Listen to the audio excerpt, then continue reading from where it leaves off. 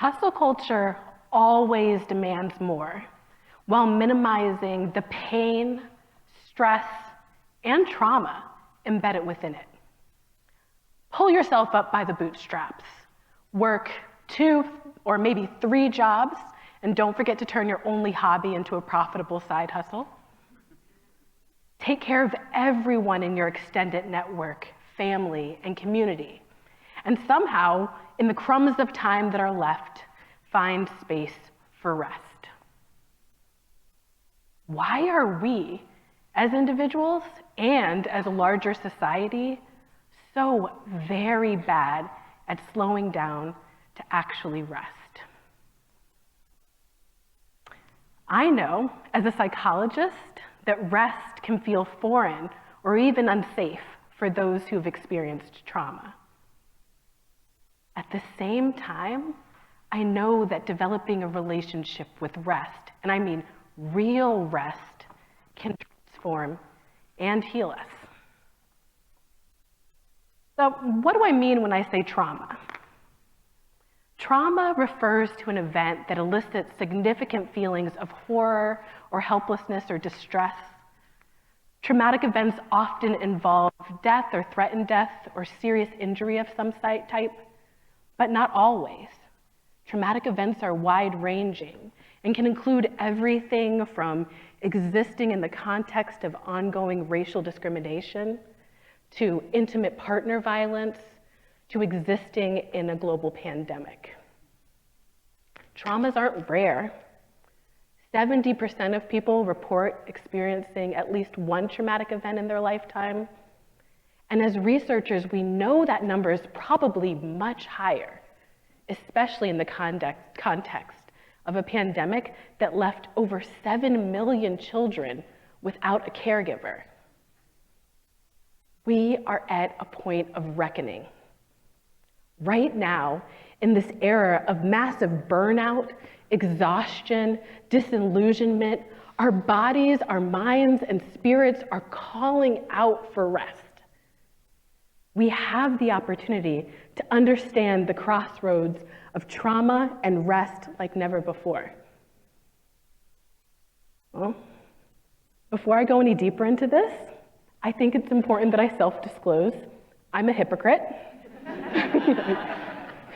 I stand before you today, licensed clinical psychologist, assistant professor, mother of 2 beautiful children, and a bona fide hypocrite with a capital H. I offer this so as to disabuse you right out of the gate of any notion that you may have that I'm some enlightened expert descended from the mountaintop to lay some knowledge on you. No. Growing up, I internalized every message embedded within racial trauma that as a Black person, I need to work twice as hard for half as much. That rest is a luxury that's meant for other people, never for me. And that as a Black woman, I need to be above reproach in every space that I occupy. So, how can we, against the odds, reclaim a relationship with rest? If your journey with rest looks complex and messy, I invite you to put away the Instagram or TikTok vision of perfect rest, and with some of that space freed up, be able to self-author what meaningful restorative rest might look like for you. Our relationship with rest often points to our traumatic wounds, and traumas tend to communicate a few messages loud and clear. That we're worthless, the world is unsafe, and we can't really trust ourselves or other people. In that context, it makes sense that rest can feel pretty terrifying. So, in order to heal some of those wounds, I don't think that there's any one quick fix or magic bullet, but I propose 3 steps that can at least get us started in the journey. So, for number 1, we examine our rest narratives, also known as the stories we tell ourselves about rest. For most of us, those stories start in our childhood. Some of them were messages that we heard explicitly: you can rest when you're dead. Others we picked up implicitly, observing what we saw in our family system and communities. So any practice that allows you to reflect intentionally on what both the unconscious and conscious elements of your rest stories are can be helpful in sussing out your rest narrative. It may be a journaling practice where you write out aspects of your rest narratives. You may do it in video, telling your rest stories to yourself. You may do it as part of a community where you share your rest stories and also hear others' rest narratives as well. For step 2, I think it's important to inventory the resources that you have for rest, thinking about assets and deficits. Being able to reflect on, when do I rest best and most restoratively? What are elements of those experiences? What support do I need in my relationships, in my community, at my workplaces that enable me to rest?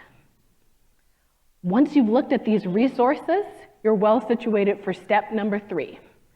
Develop individualized, tailored rest action steps. In the behavioral sciences, we know that goals without specific plans tend to flop. So think about the specific, measurable, and really achievable actions that you can take. They don't need to be huge, and in fact, they probably shouldn't be.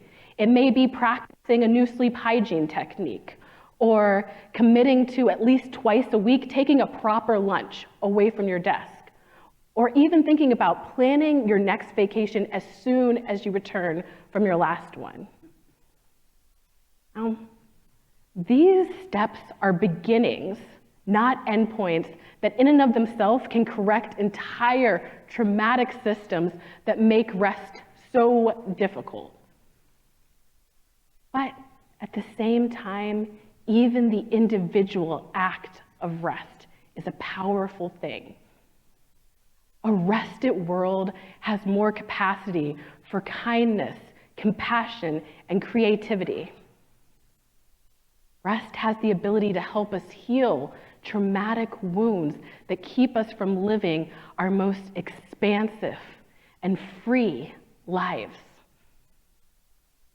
I encourage you to move away from the perfectionistic pursuit of checking every external box of approval and engage in the type of rest that changes your life and the world for the better. You deserve it.